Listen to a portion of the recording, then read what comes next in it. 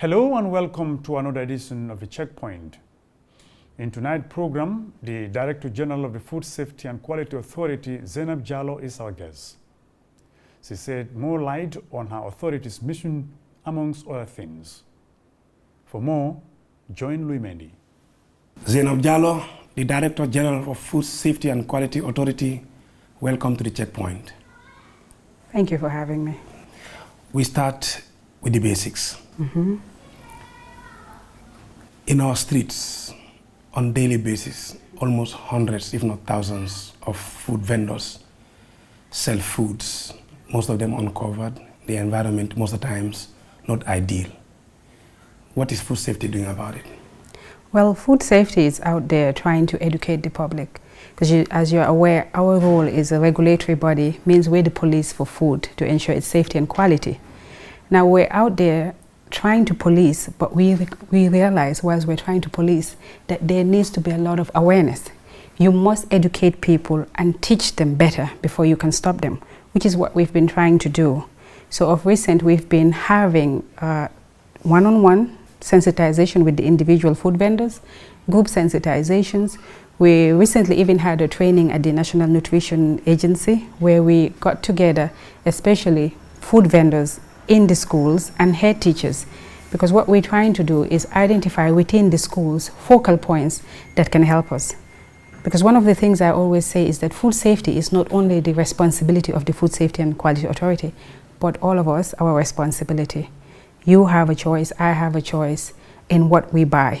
When we go out there and we see things that we feel will affect us in the wrong way, we shouldn't buy it. And I think once we insist on only buying what we think is safe and of quality, then people will also sell us that. So we're really working on that.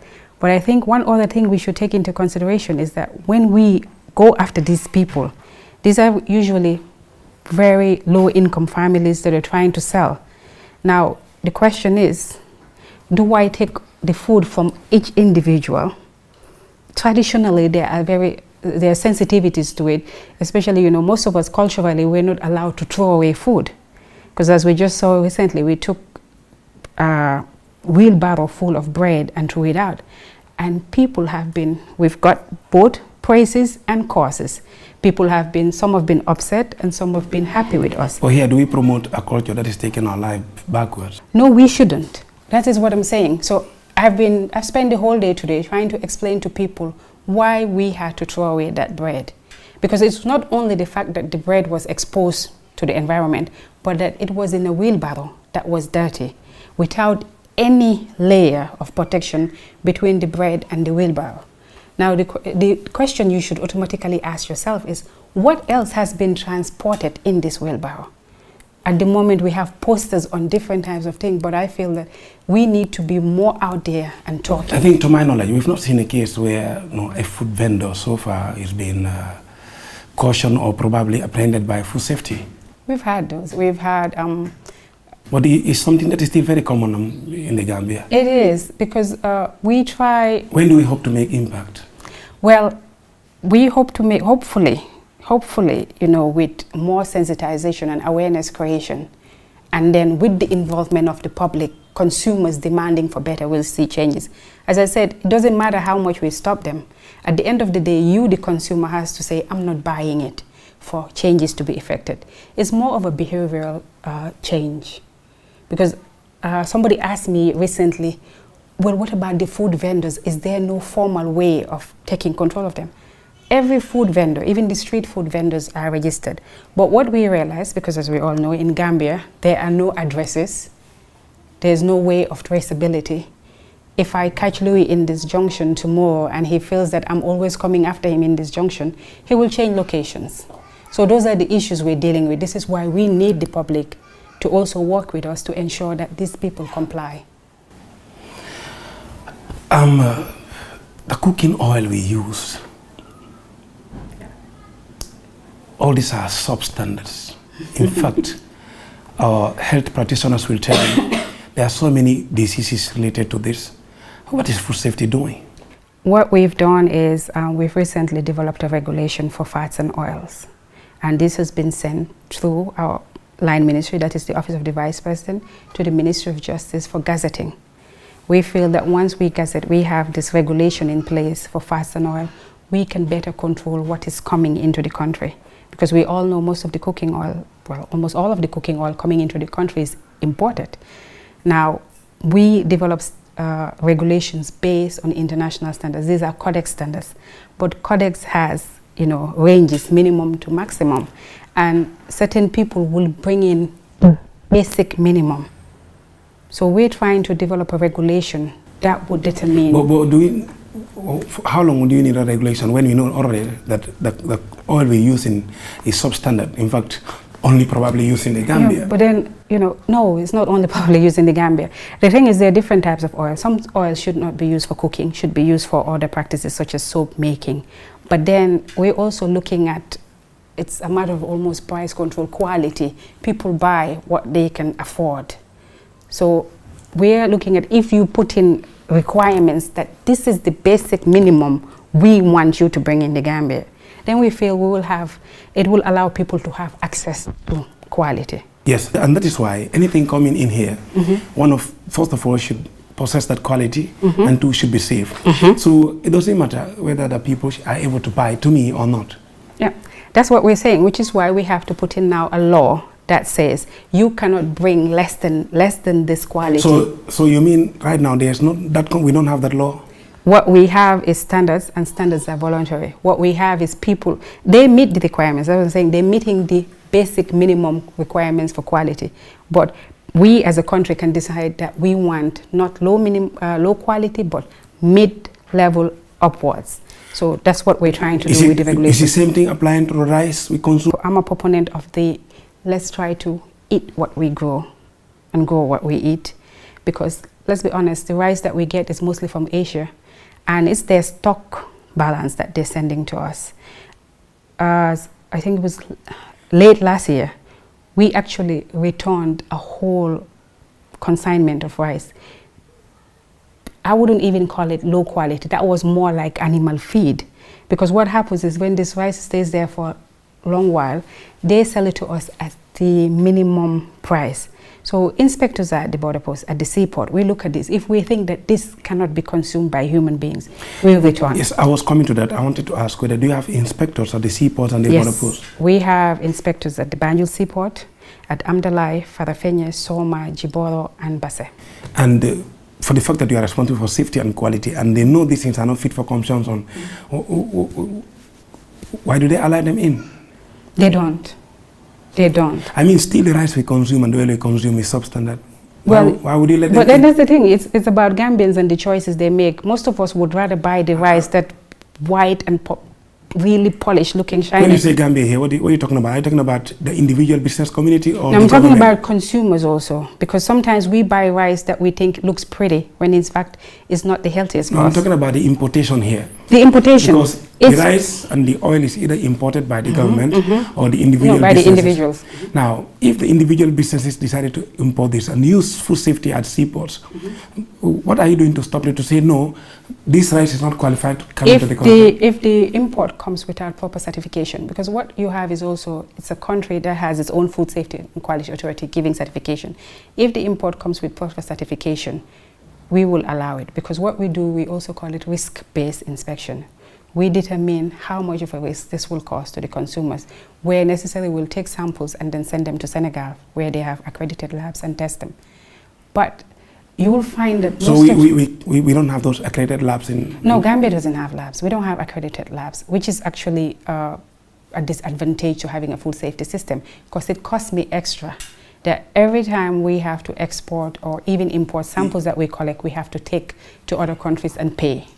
Have you taken the government to task The government is working on that. For the past 3 years, they've signed an MOU with the Indian government, and a food testing laboratory is being built at the National Public Health Labs. And I know for a fact this is something we've recently been talking to with our bilateral partners to see how they can help us. So it is something that government is fully aware of, and they're really trying to put it into effect. 2 months ago, or nearly 2 months ago, you apprehended some dealers trading on expired eggs. What happened to them? I think before I say anything about it, I would like to thank the concerned Gambian that made us known of that fact, because that is, as I keep saying, is all of our responsibility. He saw something which he thought was not good, and he informed the authority, which is why we could be there, because we cannot be everywhere all the time.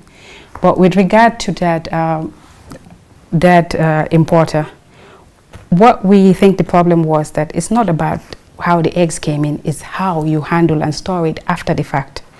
So we took these eggs from this person, work with the NEA, because we never really, for such huge quantities, we don't dispose of just like that. Okay. We liaise with NEA as the custodians of the environment, as they advise on the best place to dispose of and the best method of disposal. So, you know, they worked with us and we're able to dispose of this successfully. Now, with regard to the importer, we've given him a warning, because, you know, we don't want to straight away go straight to prosecution. So we give you a warning, and then you have to abide by the rules of the authority. And that, you know, we also have a legal unit within this authority. If we catch you once and we give you a warning, the next time we might have to then take you to court. So with this importer, he's received a warning, and we're working with him to refurbish, to make sure his storage area, his warehouse, is the way it's supposed to be. So these are some of the issues we face in the Gambia. You find that people don't think in terms of, I'm storing food here. They just think in terms of, this is a store. So one of the things we're doing, you know, just to take you back a little bit to the food, where you asked about these things that are coming in being substandard, we're trying to develop this program that importers have to inform us, that you come and get a pre-registration that I want to bring product A, B, and C, and we tell you what the requirements are, what quality we would expect before you can bring it.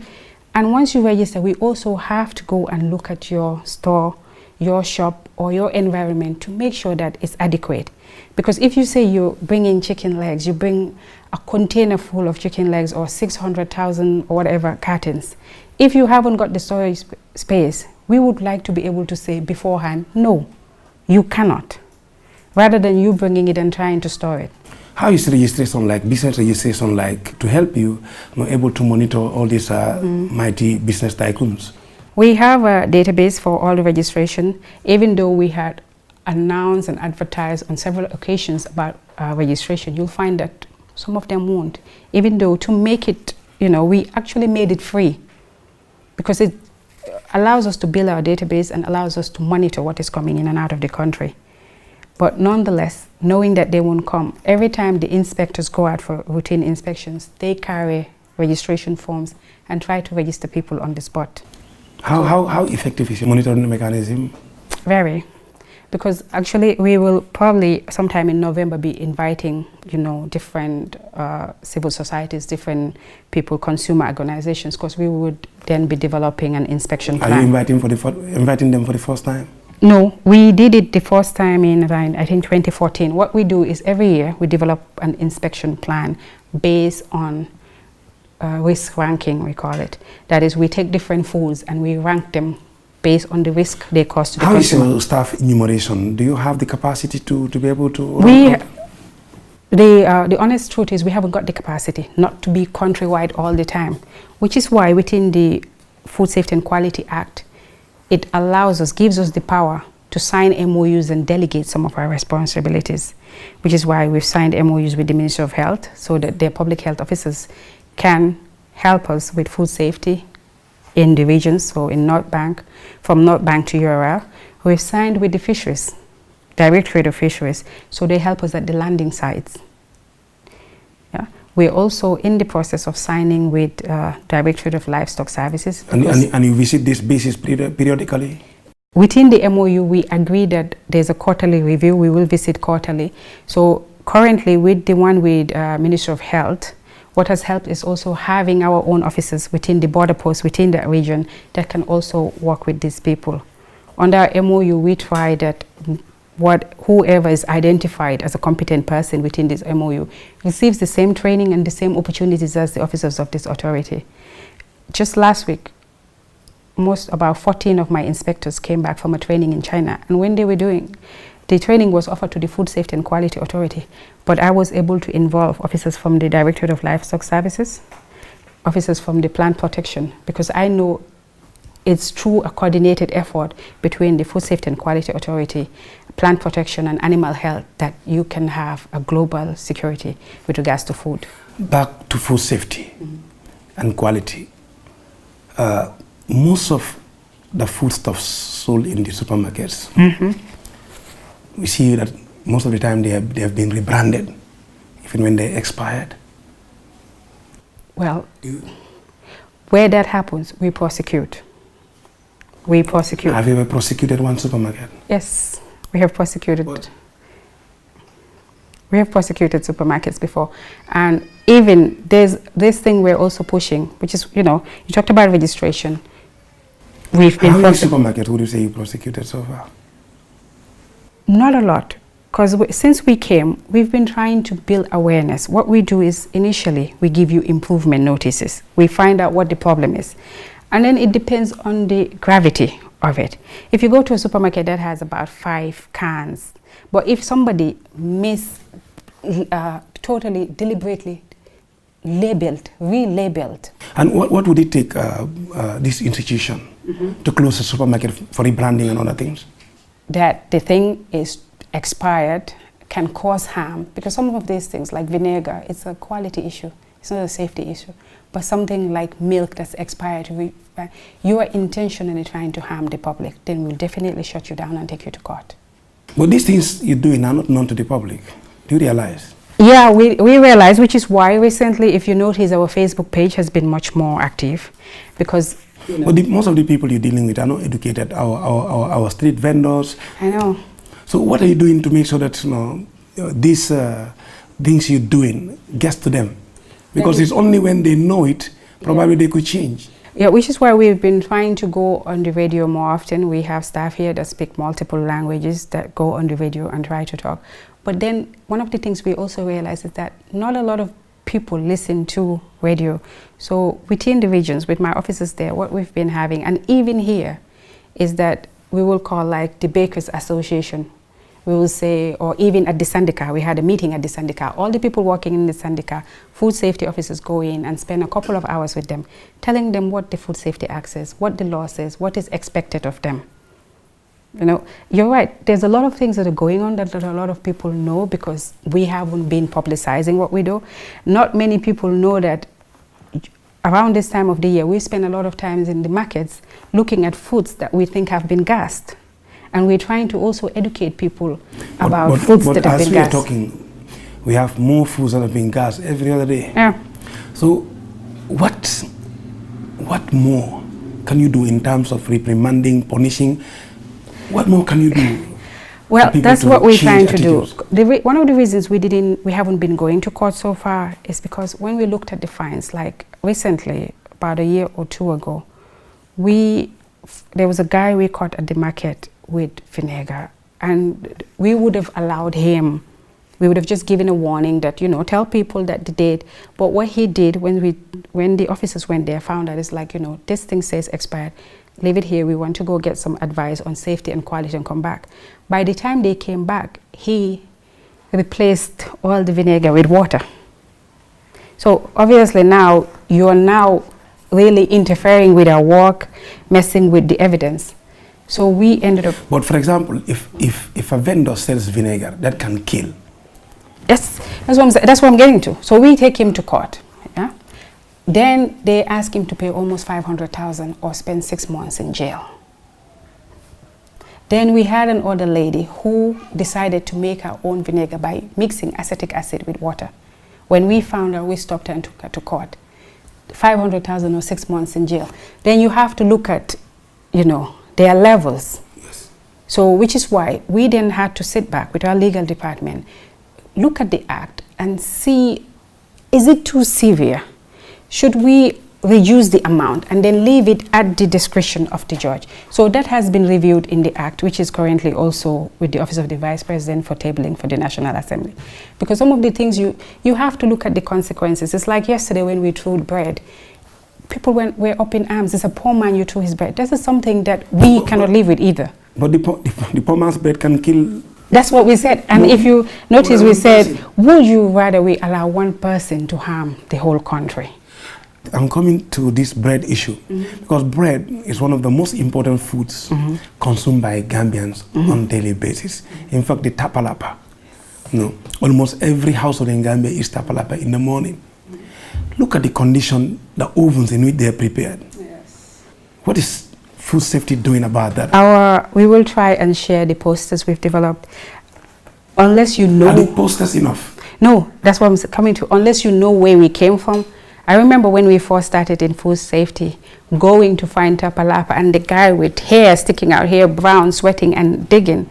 And trust me, things have changed. Or having a bakery that's right next to a pit latrine.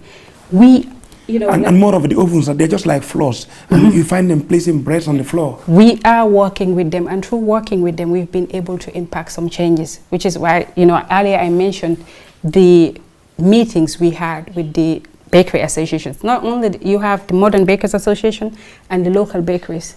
So we also have a stakeholder consultative forum, which has membership from different associations that are interested in food and feed value chain. And these associations are part of it. And through them, we've been working with them to effect changes. To you, it looks like there are no changes, but those of us that go out there every day, we've seen the changes. We've seen how people have been willing to get out of the room they were using as a bakery and build a new one based on our advice. I'm sure some of you don't even notice there are certain water factories that are missing that you haven't noticed. I was going to ask about the water bottles. Yes, there are certain water factories that are missing that you have noticed. We shut them down. But then, what we say is when we shut down, unless it's very severe, we really try not to come out with names. Because Gambians, the way we behave is like, I say, Louis sold me bad ice yesterday. I would never buy from him again. But maybe it was a one-off. So to give this person a chance to change and make a difference and then get better, we try not to publish your names. Rather you educate. We educate and we give something called improvement notice. What this improvement notice can also come with a closure notice. What this improvement notice does is tells you, on day so-and-so we came to, we found this A, B, C, and D. You have to do 1, 2, 3. And then we agree with you on a timeline. When can you do it? How will you do it? So much on food. Who are your partners in this crusade, food safety and quality? As I mentioned, you have plant protection because, they are in, whenever you want to send an export, let's say, of groundnuts, we certify for safety and quality, but plant protection must certify that it contains. Did you talk about groundnut?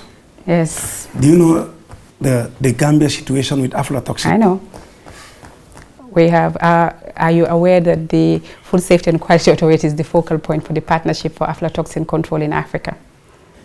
And yet, that's the situation of our groundnut. What are you doing about it? We are working with the people that are growing groundnuts, with Gambia Groundnut Corporation. Just this week, we were able to collect samples from them, send it to Dakar for testing and help them.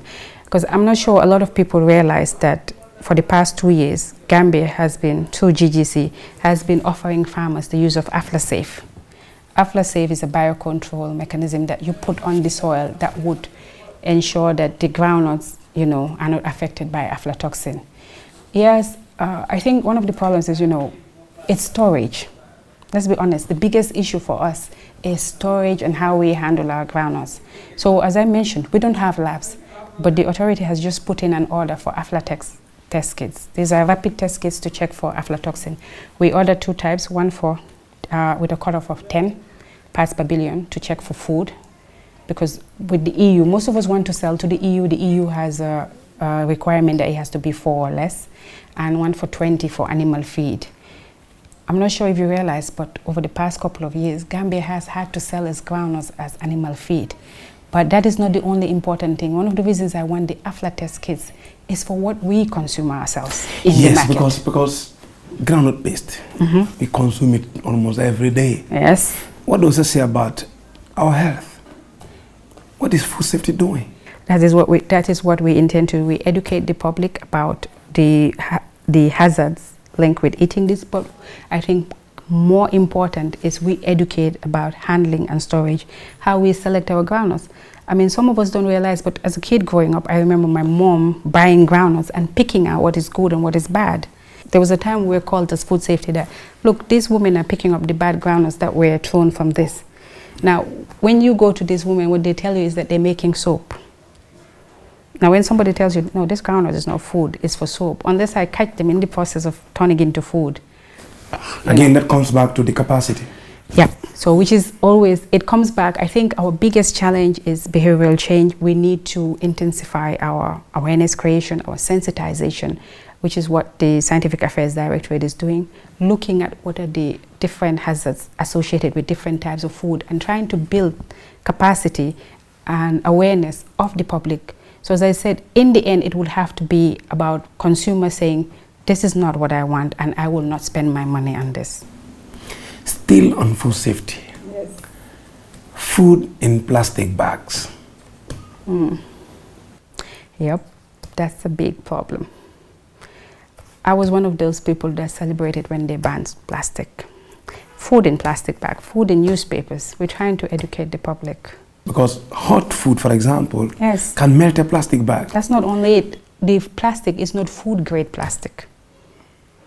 There are plastic that are food grade and there are plastic that are non-food grade. What is the chemical in the food that can react with the food? Are you apprehending people for using that? I can't apprehend them for the use of plastic. That's NEA. But what we do is when we talk to the food vendors is we try to advise on what they can use. But there's also the lack in who sells food grade plastic. So you can see you have a lot when it comes to sensitization. It's about education, awareness creation. What about impersonation? I understand that of recent there are cases of impersonation. People branding themselves as food and safety quality authority personnel. That's not only it. People actually have audacity where you see people print our certificates and then you have people sign as Director General. I thought I had been on TV long enough that people see me that if HN or you show up and say you're the Director General, there should be questions. We are trying to find ways to deal with it. The IGP's office has been kind enough to us over the years that they've assigned a desk office to us. So if we catch you, this desk officer will deal with you. But I am working on it, and it's not something I want to talk about right now, but it's something we'll share with the media when it's time is right, hopefully within the next month. What's your relationship with Standards Bureau? Very cordial, very good. We work together really well. You know, Standards Bureau are responsible for the development of standards, adoption of standards, codex standards. But as I mentioned earlier, standards are voluntary. So when it comes to food standards, we depend on them to help us with that. What are your major challenges? Lack of vehicles, mobility. You know, people always complain about where we can't be. But the authority has only 2 pickups, has had 2 pickups since inception. And these are the same pickups. Not only do they have to go around the Greater Banjul area all the way to Brikama for inspection, but must occasionally go up country. So this is something we've been complaining about forever, so we're hoping we can still get them. And these 2 pickups, we are lucky enough that the FSQA was able to buy on its own through revenue it generated. So we're hoping government would help us with that. Challenges people that interfere with the work of the authority. Challenges, we need more human resources. Challenges, lack of labs. You cannot have complete food safety without having a lab that can certify the product. It is expensive, not only in financial but in human resources. because the officers have to go get the samples and then cross overnight to Senegal to get these samples handled. Where Senegal is not doing the tests, we have to send to Europe or to the other African countries in the sub-region. Lots of challenges, but we're hoping these are challenges that we can overcome. What are your success stories? Success stories, the changes we've seen, behavioral changes. I think one of our major success stories is with the schools. I always say when you look at food safety, you look at the vulnerable, the kids and the old people and the pregnant women. And we've been able to get schools have focal points identified as food safety officers that would work with the authority, insist on food vendors in their school being registered and making sure that they come register with the authority. Success story is having young people showing a passion for food safety. Having young people that you say, I want you to go to Basse to undertake this, or to train youths on food safety, and without a question, without a word, they do it. So I am lucky in that I've had a very supporting team. So I think that is a success story. We basically just want government to support us more, to know that what we do is important. Zainab Jallow, Director General, Food Safety and Quality Authority, thanks for being on the checkpoint. Thank you very much. All right. Thank you.